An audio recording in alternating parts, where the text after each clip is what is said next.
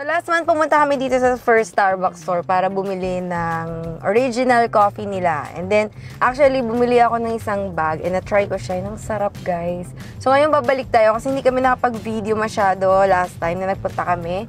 And gusto ko lang ipakita sa inyo ano bang meron sa first Starbucks store, yung original, unang Starbucks sa buong mundo. Ano ba yung makikita natin doon? So, yun lang.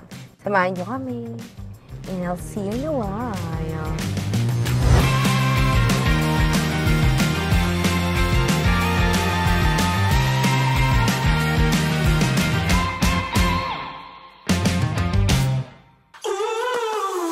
Hello! Ayan na. On the way na tayo papunta sa Seattle. Actually, North Seattle na tong makikita natin ngayon. And ito po yung view na makikita nyo pag galing kayo sa North Side. Highway 99. So, papasok na tayo sa city, guys. And ito na nga po ang ating city proper. Makikita nyo dito ang maraming mga tourist attractions. Nagsisimula na siya dito sa side na to.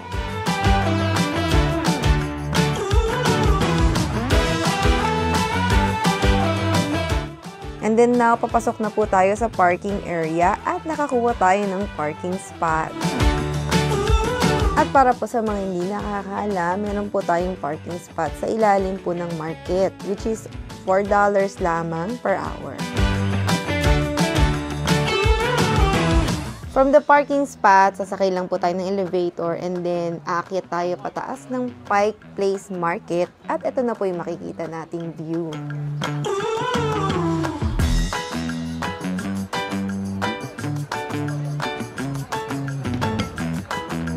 So, nakikita niyo po yung building na to. Ito po yung Seattle Aquarium. Actually, nandyan kami last summer. And to be honest, guys, hindi po talaga siya maganda ngayong season na to. I don't know anong nangyari. Pero nung unang punta namin dito, na-enjoy namin siya. Hindi ko alam kung bakit ngayon parang kumunti yung isda nila. So, ito na yung market proper. Next time, itutur ko kayo doon sa buong market. Pero ngayon, focus muna tayo sa Starbucks.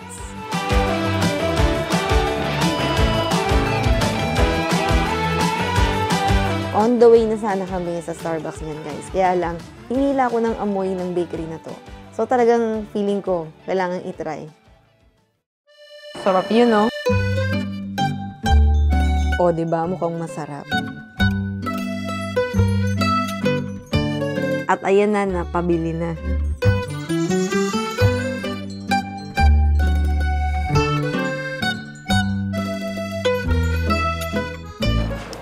Fresh every day since 1983. Wow!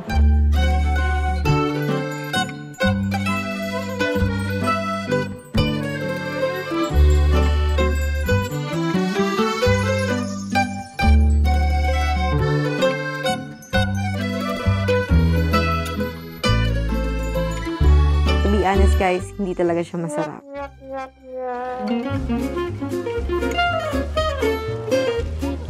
And nandito na tayo sa Starbucks. 1 minute away lang to from the bakery na pinuntahan natin kanina. So nakita nyo naman, guys, ang pila, diba? Para kang pumipila sa rides. So sa totoo lang, ito lang yung Starbucks na nakita ko na ganitong kahaba yung pila at ganitong katagal kami naghintay bago kami makapasok.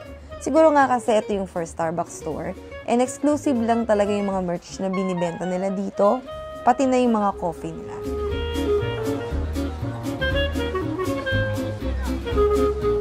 Finally, nakapasok din kami and welcome to the first Starbucks store.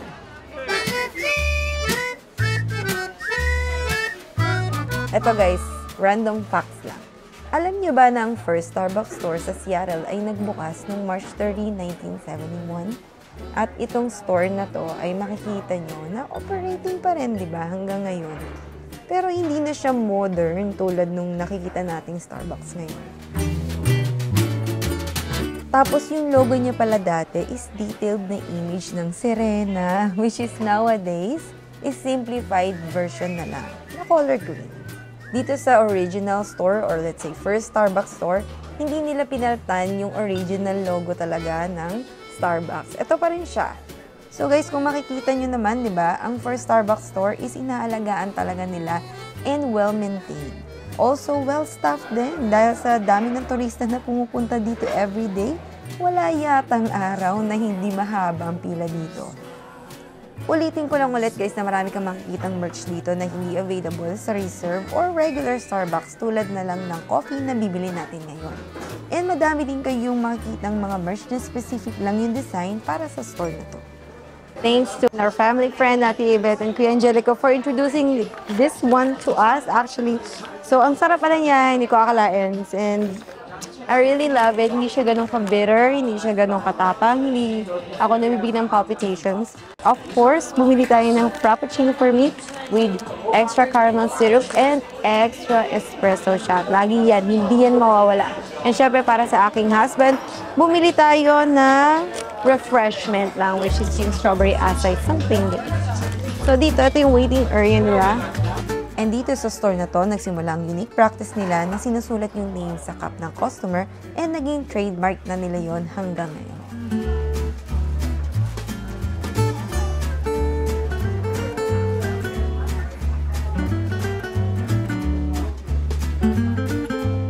From the original store, nag-start na sila mag-expand beyond Seattle, mga around 1987. And from there, ang bilis ng growth nila. Sa akin lahat to.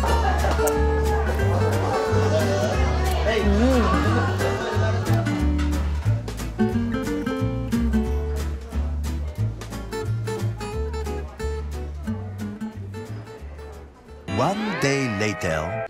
Ayun na guys, nandito tayo sa Starbucks. Papa-grind na natin tong ating coffee beans. Ayan.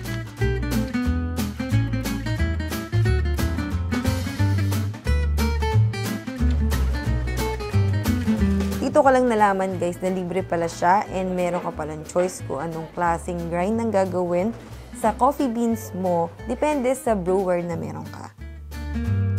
Hello! Kakauwi lang namin. Nagpag-grind na kami ng coffee at kung nagtataka kayo bakit ako naka-scrub suit kasi po kaka-shoot lang po natin ng video sa TikTok. Anyway guys, pwede nyo rin ako i-follow sa TikTok. It's jayla.herrera.